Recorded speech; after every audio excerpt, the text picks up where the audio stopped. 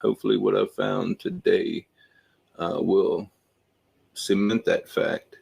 Also, a incredible find, and I have not seen anyone anywhere talk about this. So, not saying I'm correct. You can use your own opinion on that, because I'm gonna show you some things that are undeniable about the United States.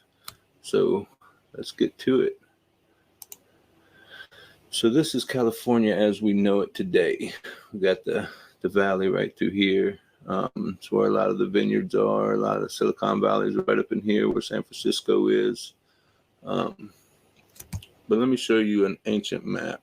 I think this is from the 1700s, where it shows California as an island. And a lot of people in the mudflood community has referenced this and several maps like this. But I want to point something out, because I heard something today on Unexpected Cosmology, and I have his playlist on the Millennial Age plus Mudflood in my playlist, so you can go straight to his channel and watch those. They're pretty long videos, but I will not share anybody's videos that don't have supporting evidence, and he's by far has the most supporting evidence that I've found thus far.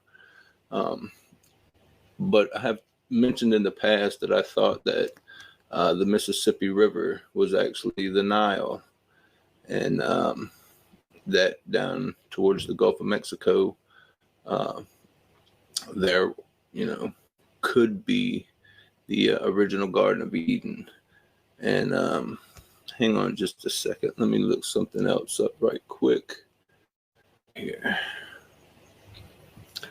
So this came out on March 4th, and I've been holding a lot of this info back for a long time because I just hadn't had the supporting evidence up until my wife showed me this a few days ago, or about a week and a half ago, actually.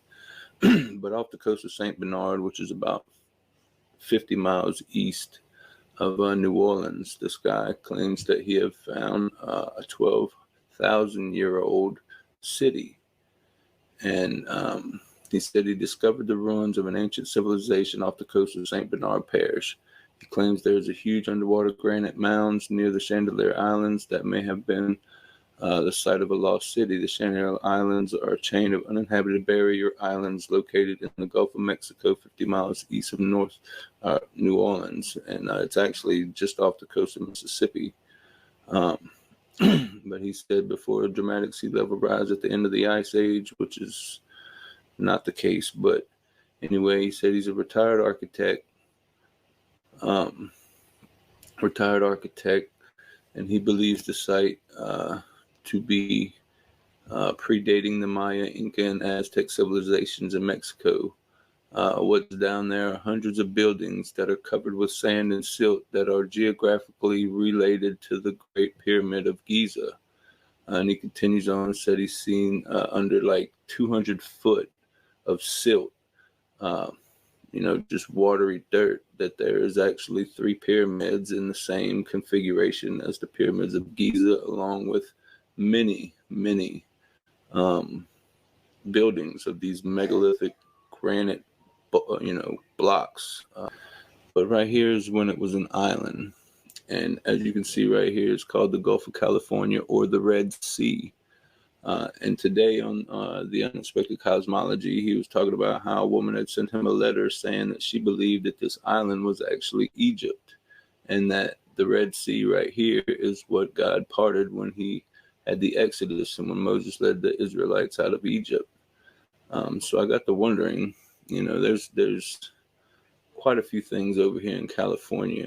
This is an ancient map from Texas history of Jerusalem, Texas. And you see how this thing is laid out. It looks a lot like that city of Jerusalem. This is actually another picture of Jerusalem. And you can see how this thing's shaped. It's got the walled city all the way around it, the temple complex right here in the middle. But this Jerusalem, Texas one, you can see there's a temple complex right here, walls all the way around. But what's really curious to me is this one is of Jerusalem. Right down here in the bottom it says Mount Calvary, and you see it's got the depiction of the 3 crosses. But let me go back to this one, because this is the one from Texas history. And you see right down here in this bottom corner, it's got the 3 crosses as well. But down here, Calvaria Locus. And that translation, look, this is Latin right here. This right here is Latin, and here it is in English. They came to a place called Golgotha, that is to say the place of the skull. So Calvaria Locus means the place of the skull. This is unbelievable. And then the Mississippi River system. Now, let's go back to the word. It says in verse 15 that God would take his hand with a mighty wind and lift his hand over the river and shall smite him into 7 streams. Okay? Look at this map here. This is the Mississippi River going into the Gulf. Let's count how many streams spawns from this. Missouri, 1. Arkansas, 2. Red, 3. Atchafalaya, 4. Tennessee, 5. Ohio, 6. Illinois, 7. Is that a coincidence? I do not think so.